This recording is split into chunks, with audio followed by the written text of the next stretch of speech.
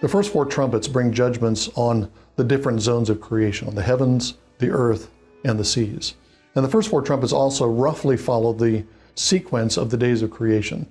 There's a judgment on the sea in the second trumpet, which is a judgment on the thing that's formed in the second day of creation. There's a judgment on the waters that are in the land, which is a judgment on what's formed in the third day of creation. Then there's a judgment on the heavenly bodies, which matches the fourth day of creation week.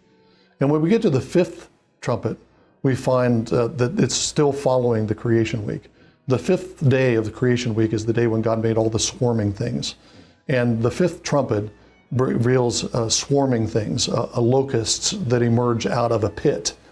A star falls from heaven, a star named Abaddon or Apollyon, and it goes into a deep pit, into the abyss. And from that abyss comes a cloud of smoke. And out of the smoke emerge certain creatures that look like locusts. They look like scorpions. This cloud creates a kind of darkness. And you have a combination of different Egyptian plagues, a plague of locusts and a plague of darkness together. But there are also the creatures that emerge from that darkness, and the creatures that emerge from that cloud, from the cloud of smoke, are composite creatures. They're locusts, they're scorpions, they're locorpions. They look like, they have faces of men, they're riding on horses, they have hair like women. They are infernal cherubim. They're demonic cherubim, as it were.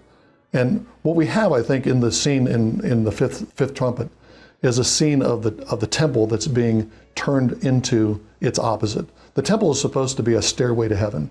It's supposed to be a way for the Israel to come into the presence of God, the God who is in heaven, and have access to the God of heaven. But instead, what's happening in the early first century, leading up to the great conflict that Revelation is going to reveal, is the temple turned into its opposite. Instead of being a stairway to heaven, it becomes a stairway down to the pit. And Satan occupies the temple. And from the temple, occupied by Satan, we have these hordes of demons flow out, stinging people, causing pain, creating havoc throughout the land. That's a picture of what's happening again in the book of Acts. It's a visionary picture of the temple authorities sending out their troops to attack the apostles, troops to corrupt the church.